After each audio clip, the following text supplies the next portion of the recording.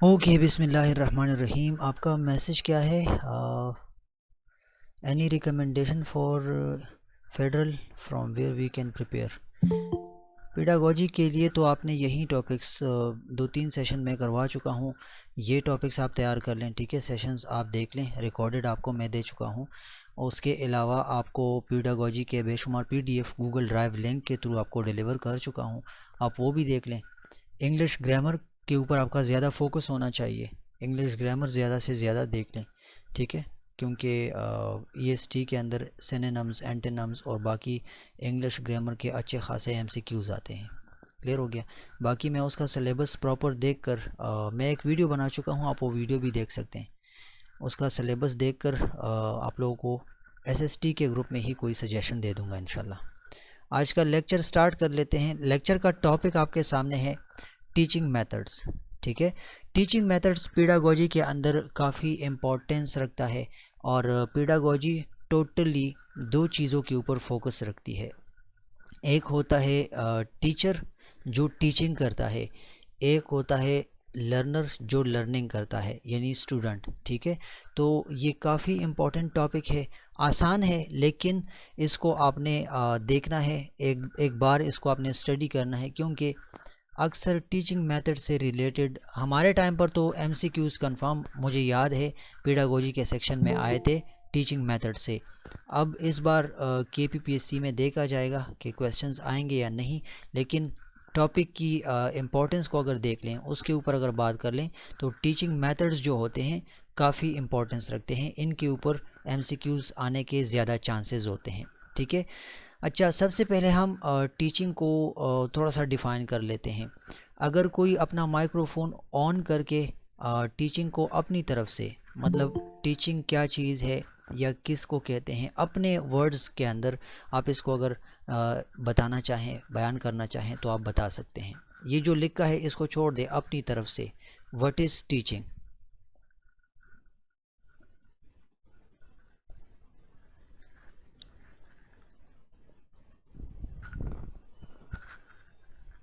अगर आप किसी को, मतलब किसी ऐसे इंसान को जो कि पढ़ा लिखा नहीं है, आप उसको ये बताना चाहते हैं कि एक टीचर क्या काम करता है, मतलब वो टीचिंग करता है, तो टीचिंग अगर आप किसी को समझाना चाहें सादा अल्फाज में तो आप उसको कैसे समझाएंगे?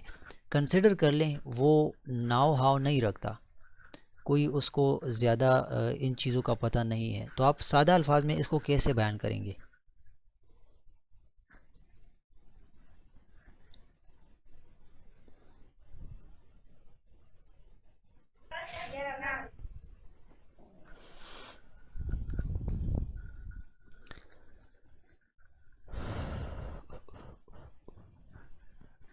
चलें, मैं एक्सप्लेन कर लेता हूँ सादा अल्फाज में। अगर कोई आपसे पूछ ले कि टीचिंग क्या चीज़ है, व्हाट इज़ टीचिंग, तो आपने सिर्फ एक लाइन में उनको बताना है कि दूसरों की रहनुमाई करना ये टीचिंग कहलाता है, ठीक है।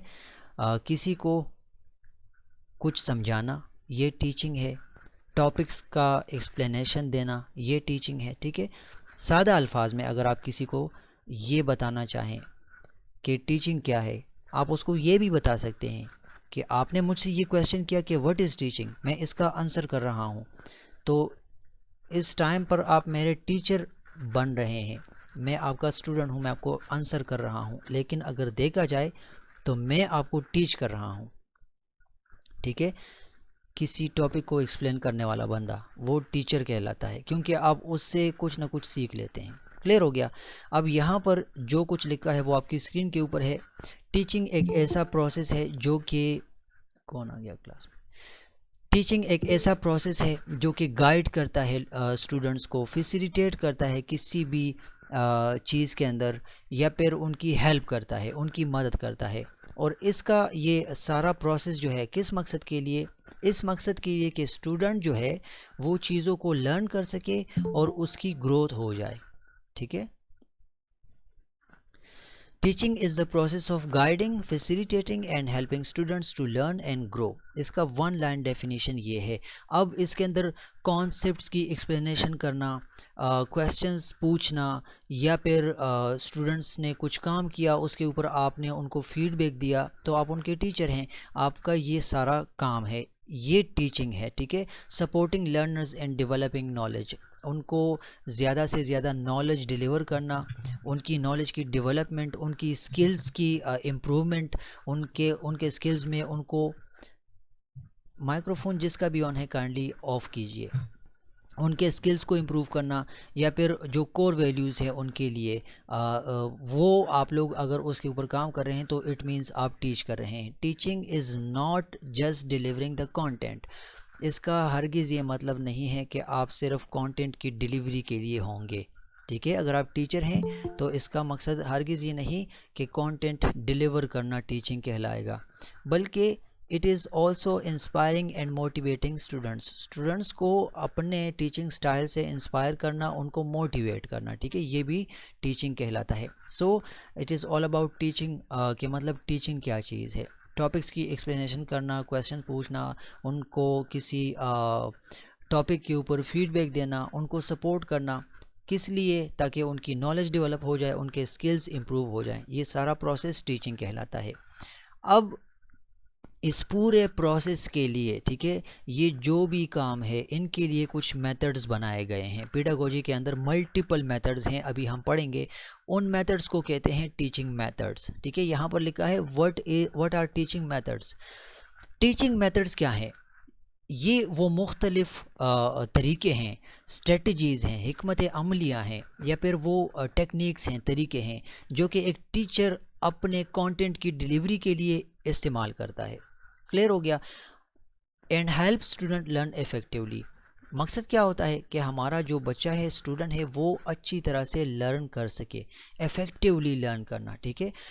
वो मेथड्स, वो सारे टेक्निक्स, वो सारी स्ट्रेटजीज़ जो कि एक टीचर अपनाता है, एडॉप्ट करता है अपने कंटेंट की डिलीवरी के लिए, अपने स्टूडेंट्स को लेसन्स पढ़ाने के लिए, ताकि उनकी मदद हो जाए, वो चीज़ों को सीख ले और अच्छी तरह से सीख ले। ठीक है। तो इन सारे मेथड्स को क्या कहते हैं? टीचिंग मेथड्स कहते हैं। अब सब्जेक्ट की वजह से, या स्टूडेंट के लेवल की वजह से, या फिर रिसोर्सेज की वजह से, या फिर लर्निंग गोल्स की वजह से ये टीचिंग मेथड्स जो हैं ये वेरी करते हैं। मतलब लाजमी नहीं है कि आपने लेक्चर मेथड, अब ये भी एक टीचिंग मेथड है कि आपने रोज़ाना लेक्चर देना है, या फिर आपने सिर्फ एक क्लास को ही टीच करना है। ऐसा भी पॉसिबल है, मेरे साथ काफ़ी बार हो चुका है। एक टीचर को 2 classes at the same time manage करने होते हैं, तो वहाँ पर फिर टीचिंग मेथड क्या होगा? मल्टी ग्रेड टीचिंग होगी वहाँ पर। ठीक है। सो टीचिंग मेथड्स जो हैं वो वेरी करते हैं। किस वजह से? सब्जेक्ट्स की वजह से, स्टूडेंट्स के लेवल की वजह से। ऐसे स्टूडेंट्स होंगे जो लेक्चर मेथड को अच्छी तरह से समझेंगे, ऐसे स्टूडेंट्स हो सकते हैं जो लेक्चर मेथड को अच्छी तरह से नहीं समझ सकेंगे। तो फिर आपने अपना टीचिंग मेथड बदलना होगा उनकी खातिर, क्योंकि हमारा काम है स्टूडेंट्स को लर्न करवाना। ठीक है। इफ़ेक्टिव तरह से, इफ़ेक्टिवली उनको पढ़ाना। तो उनकी वजह से हमने फिर अपना टीचिंग मेथड चेंज करना है, या हमने ये देखना है कि अब लेट सपोज हमारे साथ एक्सपेरिमेंट्स के लिए जो टूल्स हैं इस्तेमाल होते हैं। साइंस का सब्जेक्ट है लेट सपोज, और एक्सपेरिमेंट्स के लिए हमारे पास टूल्स होने चाहिए उसके अंदर, और वो अवेलेबल नहीं है। तो फिर हम क्या करेंगे? हम रिसोर्सेज की वजह से अपना टीचिंग स्टाइल चेंज करेंगे। फिर हम वही चीज़ें उनको या तो बोर्ड पर बना के ड्रॉ करके सिखाएंगे, या फिर किसी न किसी और शक्ल में उनको डेमोन्स्ट्रेट करने की कोशिश करेंगे। या अक्सर औकात मैंने तो क्लास 5 में ऐसा भी किया है कि प्लांट्स की जो ग्रोथ होती है वो टॉपिक पढ़ाते वक्त, चूँकि वहाँ पर कुछ नहीं था, तो मैंने यूट्यूब पर एक वीडियो उनके लिए ऑन की और उनको कहा कि ये देखें प्लांट्स की ग्रोथ ऐसे होती है। तो रिसोर्सेज की वजह से आपने अपने टीचिंग मेथड को चेंज करना होता है। तो इस वजह से ये डिस्कशन की कि ये जो मेथड्स होते हैं ये इन चीज़ों की वजह से चेंज होते रहते हैं। अब हम आगे जाते हैं और ये देख लेते हैं कि जो ज़्यादा कॉमन टीचिंग मेथड्स हैं वो कौन कौन से हैं। MCQs का आइडिया मैं आखिर में दूंगा। आपसे इंटरव्यू के अंदर टीचिंग मेथड्स के बारे में पूछा जा सकता है, या कोई भी टीचिंग मेथड उठा के उसके ऊपर आपसे क्वेश्चन हो सकता है, आपके पेपर में MCQs आ सकते हैं। अब लेक्चर मेथड क्या है? सबसे पहला कॉमन जो टीचिंग मेथड है जो हर कोई ईजिली करवा लेता है, ठीक है, ये एक ऐसा टीचिंग मेथड है जो हर एक बंदा ऑलमोस्ट करता रहता है।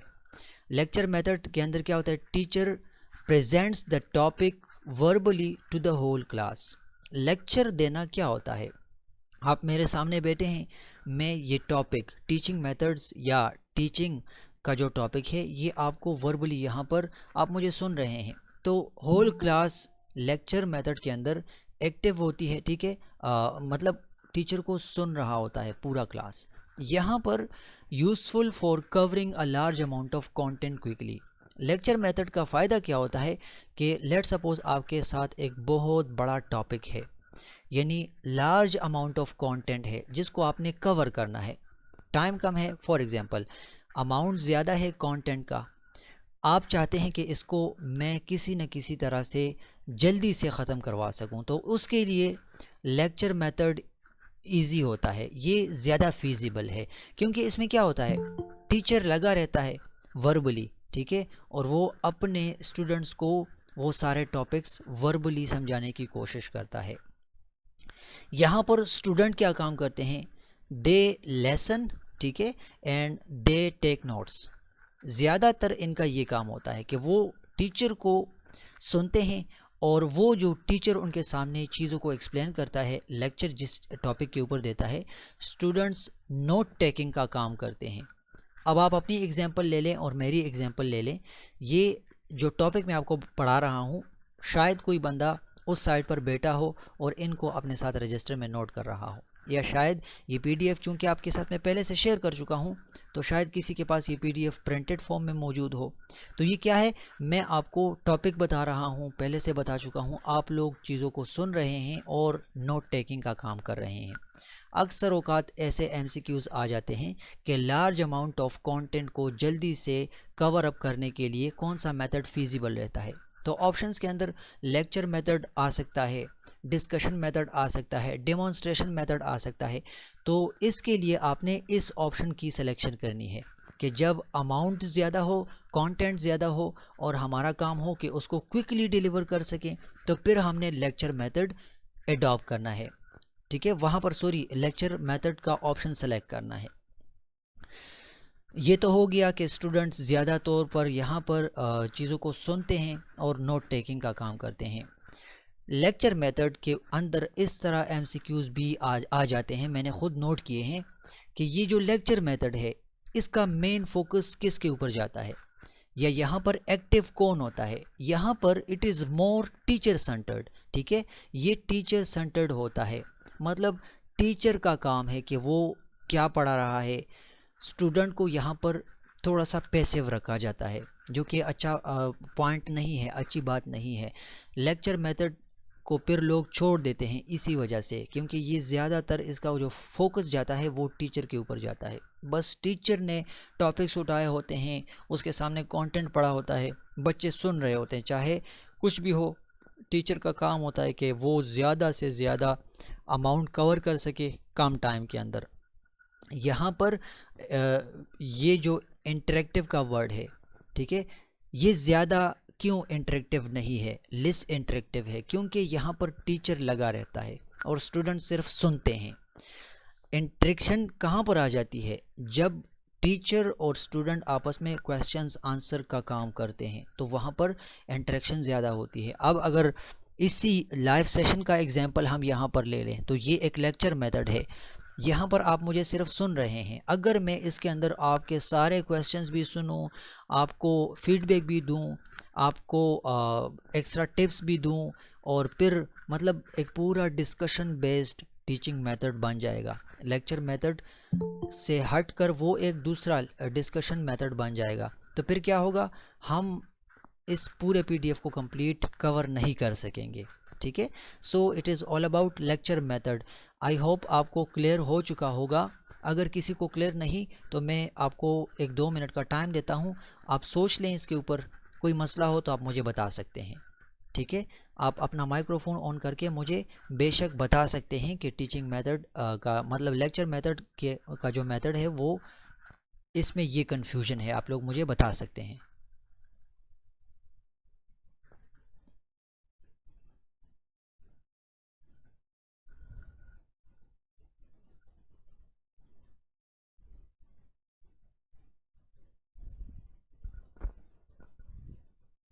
Is there any confusion in lecture method? Lecture method का जो टॉपिक आपको मैंने पढ़ाया, अगर इसमें कोई कन्फ्यूजन हो तो आप लोग मुझे बेशक बता दें, मैं आगे तब जाऊंगा जब ये कवर हो जाए।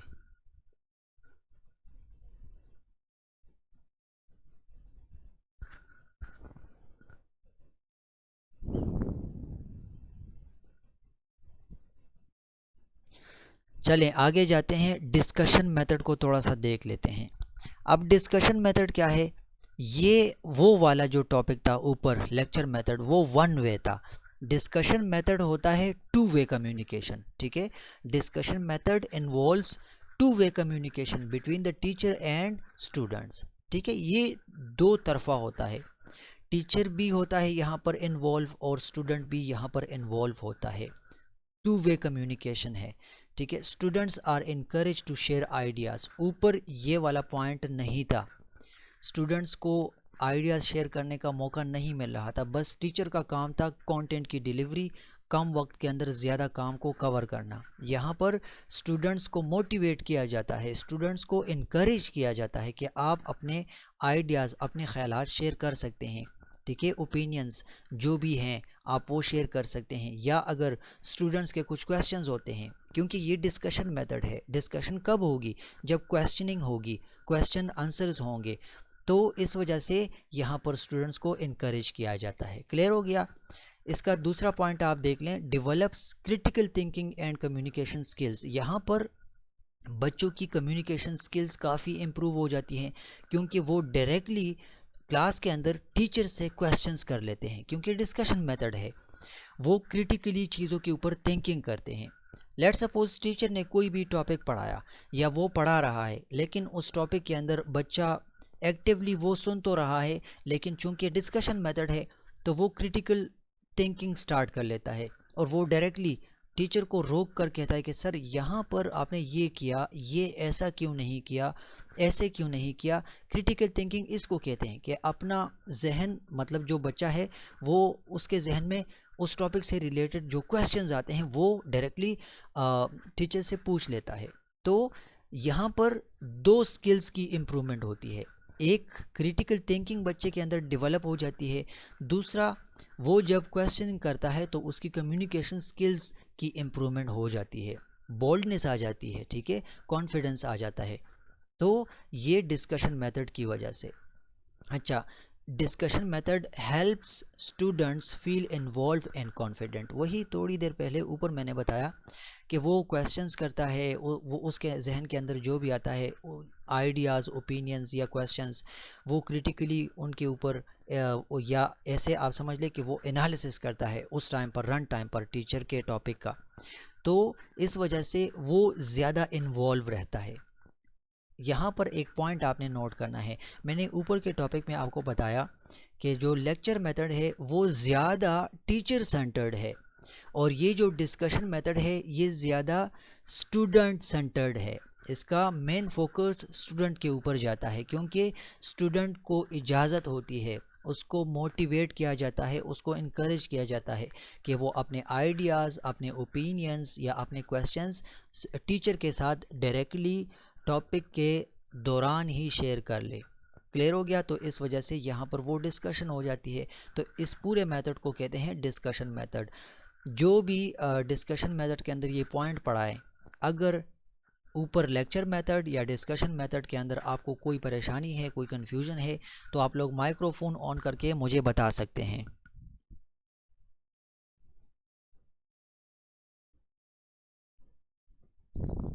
अगर किसी को कोई मसला है, कोई कन्फ्यूजन है, तो आप लोग मुझे बता सकते हैं प्लीज़। यार इजी है, समझ आ रही है। ओके जी, और किसी को? ठीक है, अच्छा, मैं अपने लाइव सेशंस के अंदर ये वर्ड्स काफ़ी ज़्यादा यूज़ कर चुका हूँ, डेमोन्स्ट्रेशन मेथड। और इसके साथ ये डेमोन्स्ट्रेशन मेथड का जब भी आता है मैं कहता हूँ कि करके दिखाना। ठीक है, तो आई थिंक आप लोगों को डेमोन्स्ट्रेशन मेथड जो लाइव सेशन ले चुके हैं या रिकॉर्डेड सेशंस देख चुके हैं उनको डेमोन्स्ट्रेशन मेथड का अच्छा खासा आइडिया होगा। यहाँ पर क्या होता है, यहाँ पर थोड़ा सा प्रैक्टिकल वर्क आ जाता है, चीज़ों को डेमोन्स्ट्रेट किया जाता है। The teacher shows how to do something in front of the class. कोई भी टॉपिक है और वो टीचर उसको पढ़ा रहा है तो वो एक्चुअली डेमोन्स्ट्रेशन की तरफ चला जाता है। ऐसे मेथड को डेमोन्स्ट्रेशन मेथड इसलिए कहते हैं कि टीचर डायरेक्टली क्लास के अंदर उनके सामने चीज़ों को करके दिखाता है। रोल प्ले यहाँ पर आ जाता है, कोई एक्सपेरिमेंट आ जाता है। ठीक है, वो स्टूडेंट के सामने क्लास के अंदर डेमोन्स्ट्रेट करके टीचर उनको पढ़ाने की कोशिश करता है। ये किस मकसद के लिए ज़्यादा अच्छा है, मतलब कौन से जो टारगेट्स हैं या गोल्स हैं वो अचीव हो सकते हैं, कौन से सब्जेक्ट्स के लिए ये इम्पॉर्टेंट है। डेमोन्स्ट्रेशन का मेथड टीचर ने इन सब्जेक्ट्स के अंदर लाजमी अपनाना है। साइंस हो गया, आर्ट का जो सब्जेक्ट है वो हो गया, या प्रैक्टिकल जितने भी टास्क्स होते हैं उनके लिए डेमोन्स्ट्रेशन मेथड काफ़ी ज़्यादा इम्पॉर्टेंट है। क्योंकि अगर आप साइंस का कोई टॉपिक क्योंकि अगर आप साइंस का कोई टॉपिक पढ़ाते हैं, आप आर्ट का कोई टॉपिक पढ़ाते हैं, या प्रैक्टिकल कोई भी टॉपिक है किसी भी सब्जेक्ट का, तो जब तक आप उसको डेमोन्स्ट्रेट नहीं करेंगे, उनके सामने प्रेजेंट नहीं करेंगे, करके नहीं दिखाएंगे, तो वो ऐसा पॉसिबल है कि वो उस टॉपिक को अच्छी तरह से समझ ना सकें। तो इसलिए ये इन सब्जेक्ट्स के लिए काफ़ी ज़्यादा इम्पोर्टेंस रखता है डेमोन्स्ट्रेशन मेथड साइंस के सब्जेक्ट्स के लिए, क्योंकि यहाँ पर चीज़ों को प्रैक्टिकली उनके सामने करना होता है।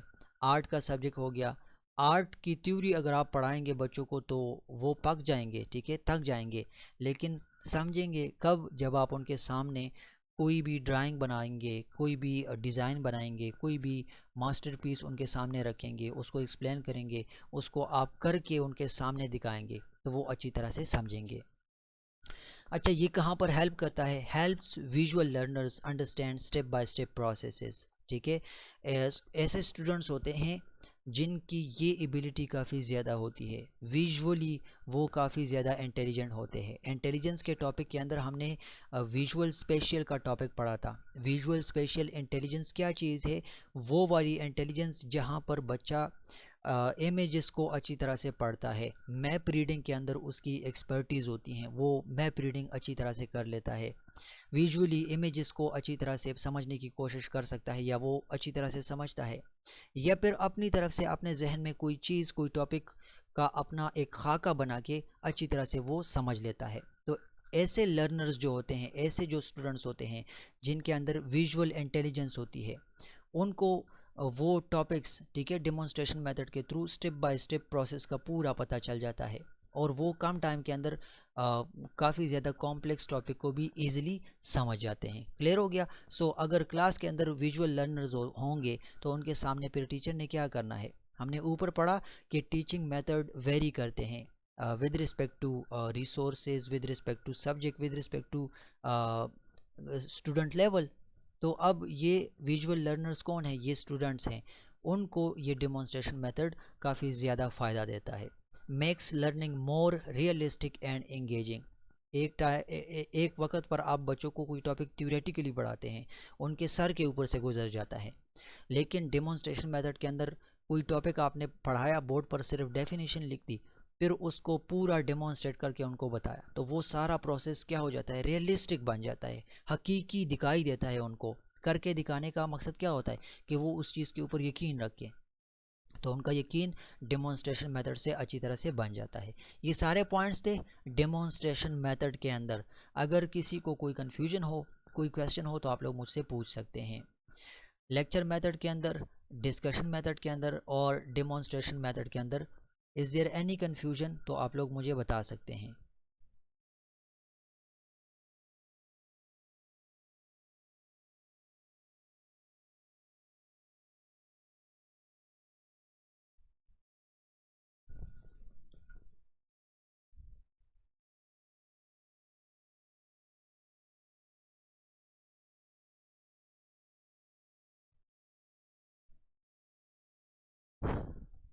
अच्छा 4 नंबर हमारे पास एक टीचिंग मेथड है, इसको बोलते हैं PBL, प्रोजेक्ट बेस्ड लर्निंग या प्रोजेक्ट बेस्ड मेथड।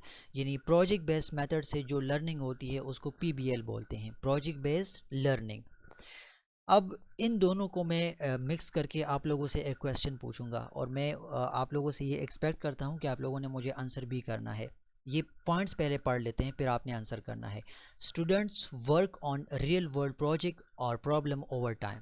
ठीक है, यहाँ पर रियल वर्ल्ड जो प्रोजेक्ट्स होते हैं या रियल वर्ल्ड के अंदर जो प्रॉब्लम्स आते हैं टाइम टू टाइम, ठीक है, उनके ऊपर स्टूडेंट काम करते हैं प्रोजेक्ट बेस्ड मेथड के अंदर। टीचर उनको रियल वर्ल्ड प्रोजेक्ट असाइन करता है, रियल वर्ल्ड प्रॉब्लम असाइन करता है और स्टूडेंट उनको सॉल्व करने की कोशिश करता है। टीचर सिखाता भी है, encourages team work.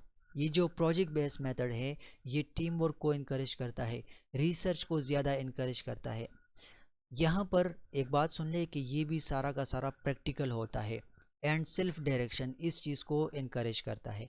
Projects are usually link to multiple subjects. एक प्रोजेक्ट होगा, मल्टीपल सब्जेक्ट्स को वो टारगेट करेगा, लिंक उसके साथ बनाएगा। Builds deep understanding through hands on experiences. ठीक है, जो हैंड्स ऑन एक्सपीरियंसेस होती है उसकी तरफ बच्चों की जो अंडरस्टैंडिंग होती है वो उनकी डीप डेवलपमेंट करता है, डीप बिल्डिंग उनकी करता है। क्लियर हो गया? ये सारे पॉइंट्स हैं प्रोजेक्ट बेस्ड मेथड के अंदर।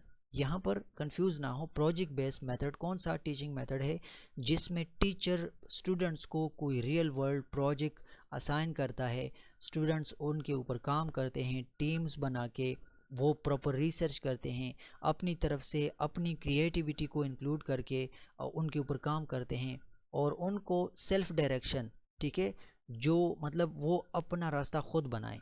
क्लियर हो गया? इस चीज़ को इनकरेज करता है प्रोजेक्ट बेस्ड मेथड। सो ये सारा प्रोसेस प्रोजेक्ट बेस्ड मेथड कहलाता है। इस टीचिंग मेथड को प्रोजेक्ट बेस्ड मेथड कहते हैं। क्लियर हो गया? और ये जो प्रोजेक्ट बेस्ड मेथड है ये पूरा का पूरा हमारे साथ प्रैक्टिकल होता है।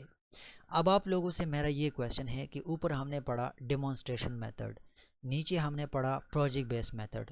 दोनों का काम है हैंड्स ऑन एक्सपीरियंसेस के साथ, दोनों का काम है प्रैक्टिकल नॉलेज के साथ। तो डिफरेंस कहाँ पर आता है? इन दोनों के अंदर डिफरेंस क्या है? सिमिलैरिटी तो मैंने बता दी कि ये दोनों प्रैक्टिकल हैं और दोनों स्टूडेंट्स को भी इन्वॉल्व रखते हैं, टीचर को भी इन्वॉल्व रखते हैं। तो डिफरेंस कहाँ पर है? सर, डेमोन्स्ट्रेशन में टीचर करके दिखाता है एक बार, जबकि प्रोजेक्ट में वो प्रोजेक्ट दिए जाते हैं और स्टूडेंट्स अपनी कैपेबिलिटी पे इन्वेस्टिगेट करके उस प्रोजेक्ट को या रियल वर्ल्ड प्रॉब्लम को सॉल्व करते हैं। एग्जैक्टली एक ये हो गया। दूसरा कोई बता सकता है?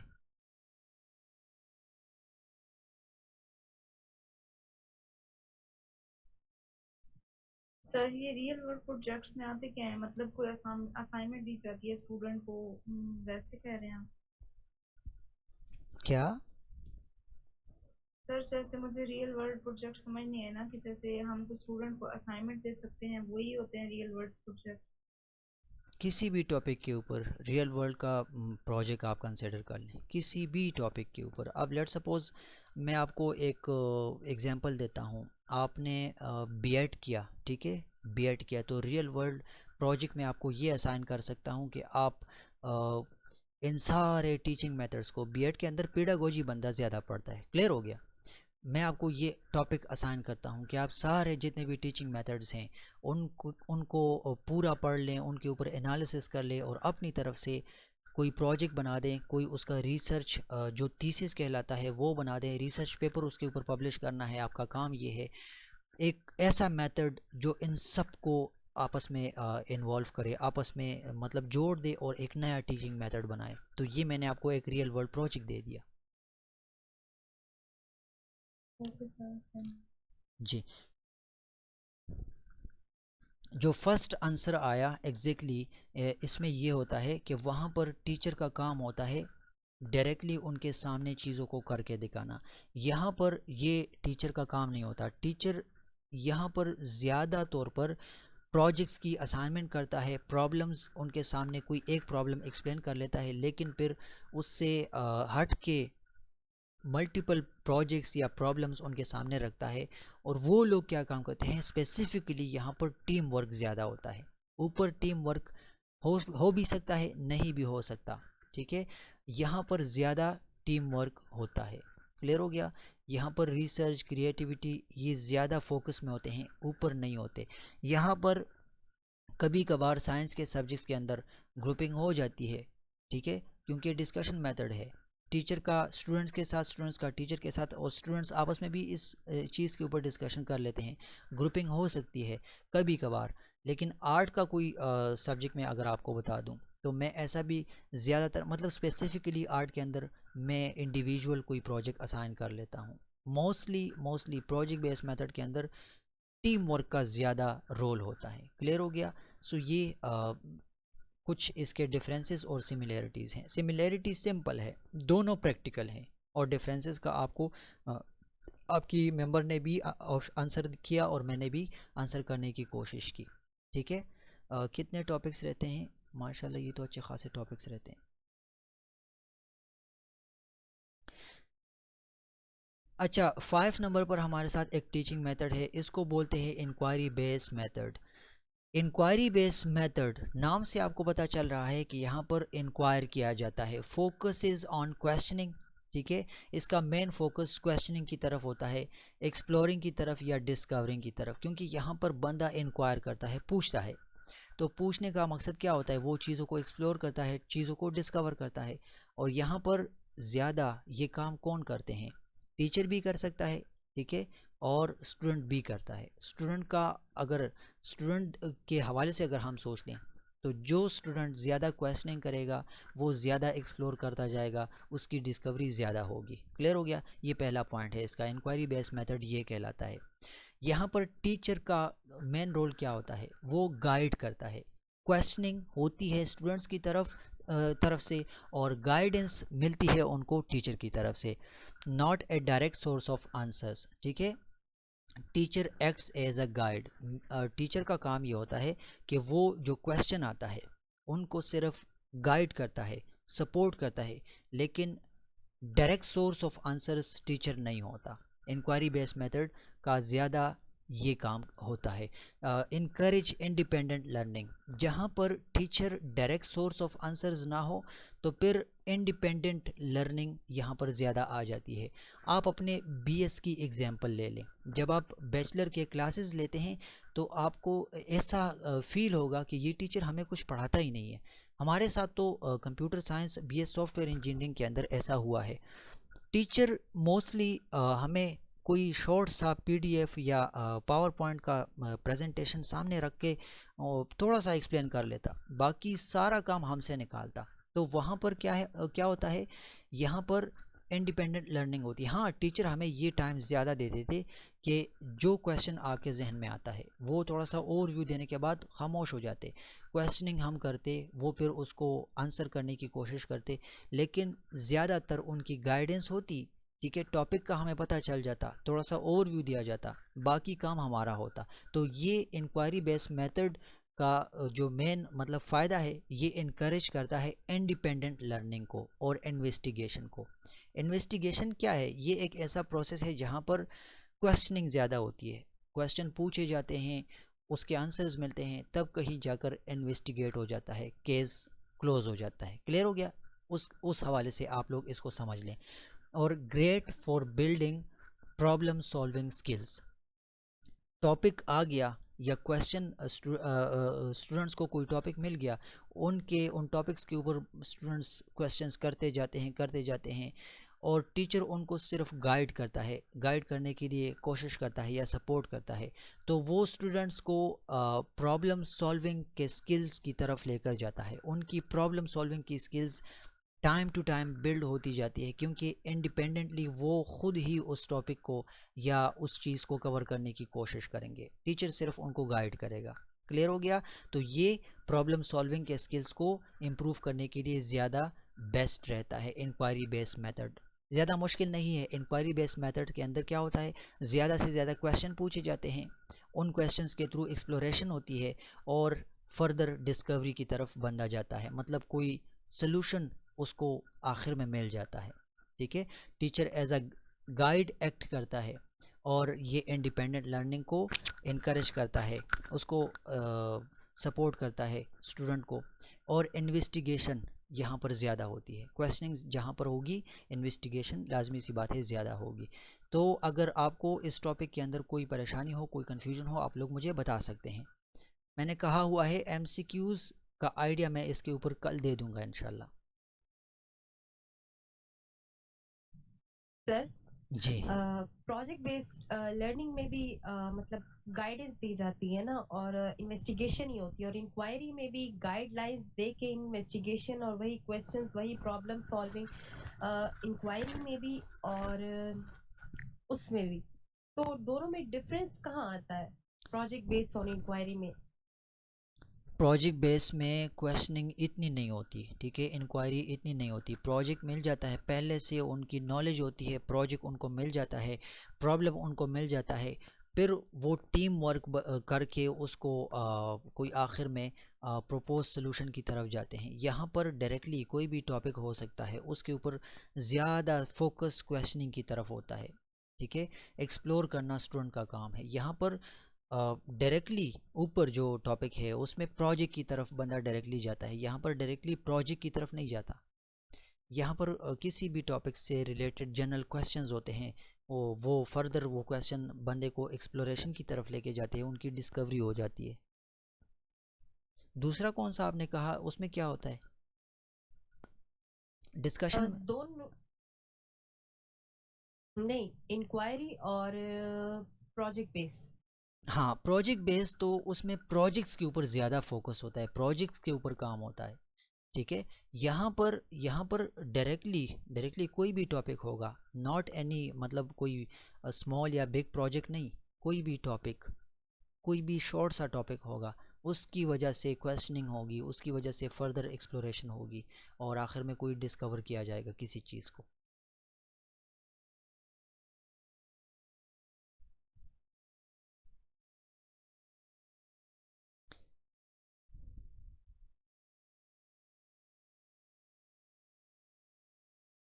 और ऊपर जो टॉपिक है उसमें एक टर्म है रियल वर्ल्ड। ठीक है, रियल वर्ल्ड प्रॉब्लम्स। यहाँ पर रियल वर्ल्ड का ज़्यादा सीन नहीं है, यहाँ पर कोई भी जनरल टॉपिक हो गया जो कि क्लास के अंदर लेट सपोज अंडर कंसिडरेशन है, तो उसके ऊपर क्वेश्चन आंसर होती है। टीचर क्वेश्चंस करता है, स्टूडेंट्स क्वेश्चन करता है, टीचर के क्वेश्चंस का आंसर स्टूडेंट्स करते हैं, स्टूडेंट्स के क्वेश्चंस का आंसर टीचर भी कर सकता है, स्टूडेंट भी कर सकता है। आपने BS में ये देखा होगा, कोई भी क्लास के अंदर स्टूडेंट बैठा होगा, क्योंकि BS लेवल का जो स्टूडेंट होता है वो इस कदर इस लायक होता है कि कोई क्वेश्चन को आंसर कर सके, तो आपको आपका दोस्त भी क्वेश्चन का आंसर कर सकता है। तो एक तरह से इसको अगर आप देख लें, वही आपकी बात आ जाती है कि डिस्कशन तो हो रही है, ठीक है, लेकिन यहाँ पर डायरेक्टली कोई भी जनरल टॉपिक हो जाता है और उसके ऊपर क्वेश्चनिंग, एक्सप्लोरेशन, डिस्कवरी का वो फेजेस उसके आते हैं। क्लियर हो गया? जी सर। अच्छा, 15 मिनट्स का टाइम है और टॉपिक हैं टोटल 9-10। चलें, जितना हो गया आज के दिन वो कवर कर लेंगे, बाकी कल देख लेंगे इंशाल्लाह। Cooperative learning method. ठीक है, अब कोऑपरेटिव लर्निंग मेथड क्या है? CLM। यहाँ पर ऊपर देखें, ये इसमें बहुत से ऐसे टीचिंग मेथड्स हैं जो एक दूसरे के साथ रिलेट करते हैं। अब कोऑपरेटिव का वर्ड जहाँ पर आ जाता है तो मीन्स कि वही डिस्कशन मेथड हो जाती है। यहाँ पर students work together in small groups to learn a concept. कोई छोटा सा कॉन्सेप्ट है या कोई बड़ा कॉन्सेप्ट है, उसके लिए स्टूडेंट्स के छोटे छोटे ग्रुप्स बनाए जाते हैं, वो एक साथ उसके ऊपर काम करते हैं, एक दूसरे को कोऑपरेट करते हैं। ठीक है, लर्निंग के लिए एक दूसरे की मदद करते हैं। तो इस मेथड के अंदर ये होता है पहला। Second, promotes peer learning, team work and social skills. वही डिस्कशन मेथड ऑलमोस्ट यहाँ पर भी है। Each member is responsible for their own part of the work. Clear हो गया? यहाँ पर सिर्फ ये चीज़ नहीं है कि ग्रुप के अंदर जितना काम एक स्टूडेंट करता है वो अपने काम के लिए रिस्पॉन्सिबल होता है, जिम्मेदारी उसके ऊपर आती है। बाकी यहाँ पर भी ग्रुपिंग हो रही है, टीम वर्क हो रही है और एक साथ मिलके किसी कॉन्सेप्ट के ऊपर रिसर्च करते हैं, तब कहीं जाकर उनको वो कॉन्सेप्ट क्लियर होता है। सिर्फ चेंज यहाँ पर ये है कि जो बंदा जो काम करेगा वो उसके लिए रिस्पॉन्सिबल ठहराया जाएगा। क्लियर हो गया? Helps slower learners get support from others. ये काम ऊपर भी होता है, जो स्टूडेंट्स स्लो होते हैं लर्निंग में, यहाँ पर दूसरे को देखकर उनको सपोर्ट मिलती है। क्लियर हो गया? सिर्फ ये वाला पॉइंट इसके अंदर थोड़ा सा चेंज है, क्योंकि ऊपर ये नहीं है, नीचे ये वाला है। क्लियर हो गया? काफ़ी इजी है। डिस्कशन मेथड को सोचकर इसका भी आपको आंसर मिल जाएगा। डिस्कशन मेथड में भी ग्रुप्स बन जाते हैं, ठीक है। प्रोजेक्ट मेथड के अंदर भी ग्रुप्स बन जाते हैं। तो वो सिर्फ वो डिस्कशन को देखकर आपने इसको समझना है, बाकी उनसे चेंज है इस पॉइंट की वजह से। यहाँ पर स्टूडेंट जो होता है ग्रुप के अंदर, ग्रुप का जो ग्रुप बन गया वो उस ग्रुप का हिस्सा तो है, लेकिन जो काम एक स्टूडेंट करेगा वो उस काम का जिम्मेदार ठहराया जाएगा। मतलब उसकी तसहीह अगर होगी तो उसको रिवॉर्ड मिलेगा, अगर वो सही है तो उसको रिवॉर्ड मिलेगा, अगर वो सही नहीं है तो उसकी करेक्शन की जाएगी, या अगर पनिशमेंट का सीन है तो पनिशमेंट उसको मिलेगी। रिस्पॉन्सिबिलिटी उसके काम के उसके ऊपर ही आएगी। क्लियर हो गया?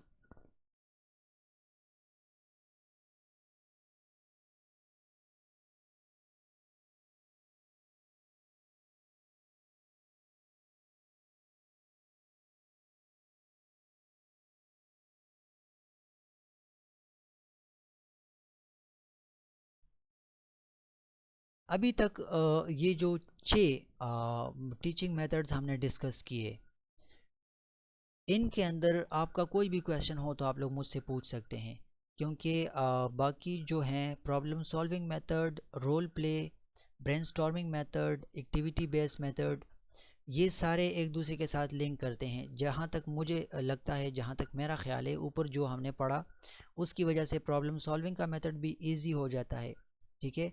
और रोल प्ले वाला या सिमुलेशन मेथड भी इजी हो जाता है। रोल प्ले और सिमुलेशन मेथड वही मेथड है डेमोन्स्ट्रेशन मेथड, ठीक है। बाकी ये जो रह जाते हैं मेथड नंबर 7, मेथड नंबर 8, 9 और 10, इसको कल कर लेंगे, क्योंकि डिस्कशन इसके ऊपर ज़्यादा है और टाइम सिर्फ 10 मिनट्स का टाइम है। तो आप खैर है, ऊपर जो 6 मेथड्स हो गए इनको देख लें अभी, और जितना आपने यहाँ मुझसे सुना या आपने चीज़ों को देखा, अगर इसके अंदर आपको कोई कन्फ्यूजन है या आपका कोई क्वेश्चन है तो आप लोग मुझसे पूछ सकते हैं। अगर मैं यहाँ पर आंसर ना कर सकूँ तो मैं कल तक ग्रुप में किसी न किसी शेप में उसको आंसर करने की कोशिश करूँगा।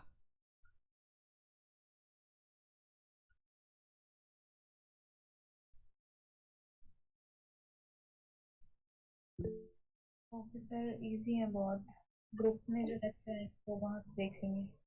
मैं कल इस टॉपिक के ऊपर इंशाल्लाह एमसीक्यूज़ शेयर करूँगा, तो लेट्स सी कि आप एमसीक्यूज़ के अंदर कैसे परफॉर्म करते हैं। बाकी एक बात आप लोगों के साथ शेयर करनी है, वो ये कि बहुत से स्टूडेंट्स के मैसेजेस आ रहे हैं कि आप क्लास 10 का इंग्लिश स्टार्ट कर लें। मैंने आप लोगों को बताया हुआ है कि पहले ये पेडागोजी के 15 या 16 सेशंस हैं, इनको कर लेते हैं, इनसे जान हमारी छूट जाएगी। 5% की पेडागोजी है, तो ये सारे सेलेक्टिव इंपॉर्टेंट टॉपिक्स मेरे पास हैं। जैसे अभी ये आज का सेशन नंबर 4 है, तो 15-16 सेशंस तक हम इसको कवर कर लेंगे, सेलेक्टिव टॉपिक्स हैं। बाकी उसके बाद हम इंग्लिश और जनरल साइंस को उठाएंगे, और जनरल साइंस के लिए इस तरह के लाइव सेशंस होंगे, और इंग्लिश के लिए पीडीएफ और क्विजेस, ठीक है। और जो टॉपिक आपको मुश्किल हो उसके ऊपर लेक्चर होगा, वीडियो रिकॉर्डेड लेक्चर होगा उसके ऊपर। क्लियर हो गया? जी सर। मैं मैसेजेस देख लेता हूँ, अगर किसी को कोई मसला हो तो वो मैं डिस्कस कर लूँगा। Sir, can we say that in inquiry method the focus center is teacher as well student? Lecture method के अंदर ये होता है कि टीचर ज़्यादा फोकस में जाता है, ठीक है। सारा फोकस टीचर के ऊपर होता है। एक्टिव जो है वो टीचर है, स्टूडेंट यहाँ पर लेक्चर मेथड के अंदर एक्टिव नहीं होता। इंक्वायरी का वर्ड जब आ गया तो यहाँ पर टीचर भी एक्टिव रहता है और स्टूडेंट भी एक्टिव रहता है, क्योंकि स्टूडेंट भी इंक्वायर कर सकता है, क्वेश्चन पूछ सकता है, तो टीचर को एक्टिव होना पड़ेगा। या फिर टीचर भी क्वेश्चन कर सकता है, इंक्वायर कर सकता है, स्टूडेंट ने उसको आंसर करना होगा। तो हाँ, वही बात कि यहाँ पर इंक्वायरी मेथड के अंदर टीचर और स्टूडेंट दोनों जो होते हैं मेन फोकस उनके ऊपर जाता है, दोनों इन्वॉल्व होते हैं डिस्कशन में, प्रोजेक्ट में, इंक्वायरी में, प्रॉब्लम सॉल्विंग में।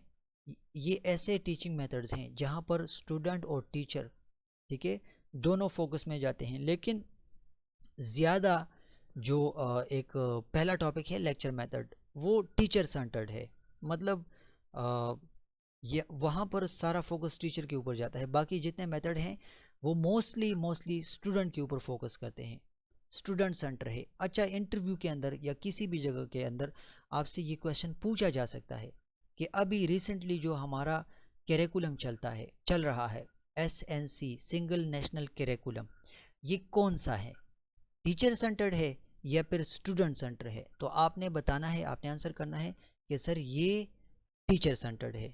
क्लियर हो गया? सॉरी, स्टूडेंट सेंटर है, टीचर नहीं, स्टूडेंट सेंटर।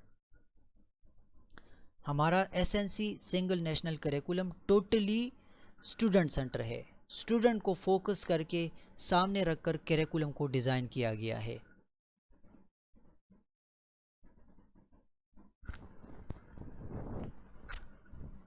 फैन स्टार्ट हो चुकी है तो आपको शोर आएगा। अभी 7 मिनट्स का टाइम है। आप लोगों का कोई क्वेश्चन हो तो आप टाइपिंग करके या माइक ऑन करके मुझसे पूछ सकते हैं। सर ये टेस्ट की डेट कब तक अनाउंस होगी, मतलब अभी टाइम है हमारे पास? ये क्वेश्चन तो आप अपने लिए कर रही हैं या मुझे डराने के लिए? नहीं सर, हम लोग भी डरे हुए हैं।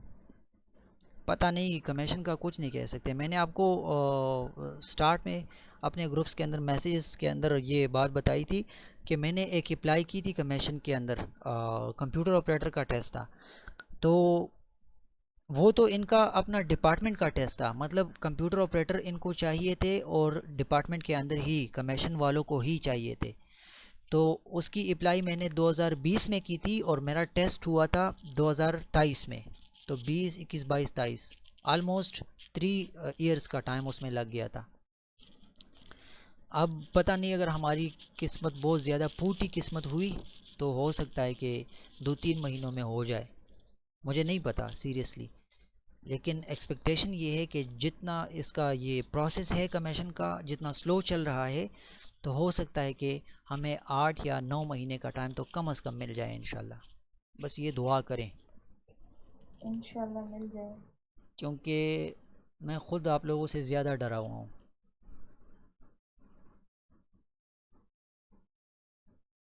सर डरने की बात नहीं है, सिलेबस बहुत ज़्यादा है। तो डरना किस वजह से? हम डर रहे हैं कि सिलेबस बहुत ज़्यादा है, कवर करना है। जी वही कह रही हूँ ना कि डेट अल्लाह करे लेट ही अनाउंस हो।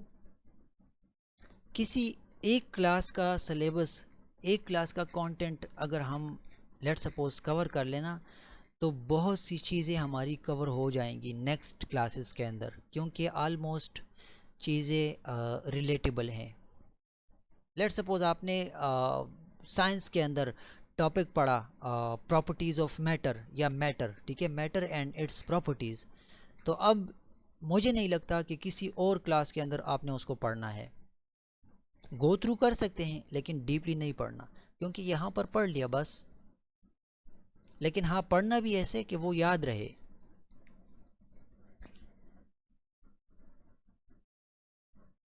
ठीक है सर, कोई और भी करवाएंगे ना जनरल साइंस, तो वहाँ से भी कवर हो जाएगा। ठीक है इंशाल्लाह, मैं जनरल साइंस के अंदर लाइव सेशंस ही लूँगा। मैंने अभी थोड़ी देर पहले ये बात की। 4 मिनट्स का टाइम है, आप लोग पूछ सकते हैं। जनरल कोई क्वेरी हो, जनरल कोई क्वेश्चन हो या टॉपिक से रिलेटेड, मैं आंसर करूँगा। हाँ, ये टॉपिक आज रह गया, इसमें टॉपिक नंबर 6, 7 या नहीं 7, 8, 9, 10 ये रह गए, कल इसको डिस्कस कर लेंगे इंशाल्लाह।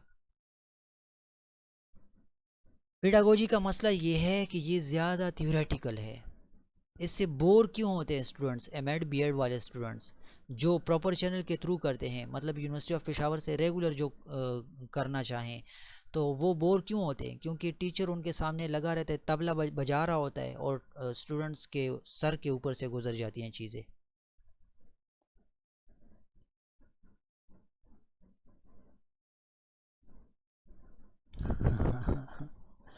एग्जैक्टली ऐसा ही होता है, पेडागोजी सर के ऊपर से गुजर। हमारी जब ट्रेनिंग्स होती हैं तो वो लोग मल्टीग्रेड की एक ट्रेनिंग थी हमारी, सुबह से लेकर 4 बजे तक, और हमें कुछ नहीं समझ आया था। बाद में अपनी रिसर्च के थ्रू हमने उस चीज़ को कवर किया।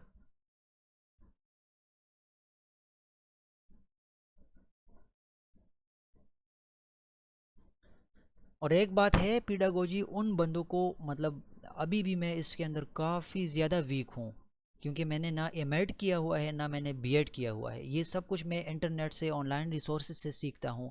ख़ुद मैं जाके यूट्यूब के ऊपर इंडियंस के लेक्चर्स देखता हूँ। हमारा इंडक्शन प्रोग्राम हुआ था, उसके अंदर लंबी लंबी वीडियोस थी, मैंने वो देखी थी। और इस बार तो मैंने लोगों को बचाया भी है उस चीज़ से कि वो लंबी लंबी वीडियोस से बच जाएँ थोड़ा। तो ये बंदा तब सही से सीख सकता है जब वो टीचर बने, चाहे प्राइवेट हो चाहे पब्लिक हो, और उसकी ट्रेनिंग्स ज़्यादा से ज़्यादा हों। तो ट्रेनिंग्स में इतना, मतलब, या जब वो खुद टीच करता है, बहुत सी चीज़ें कवर हो जाती हैं। अगर कोई जाना चाहता है तो जा सकता है। कल इसको कंटिन्यू करेंगे। बाकी किसी का क्वेश्चन है तो आप टाइप करके भी पूछ सकते हैं और वॉइस के थ्रू भी पूछ सकते हैं।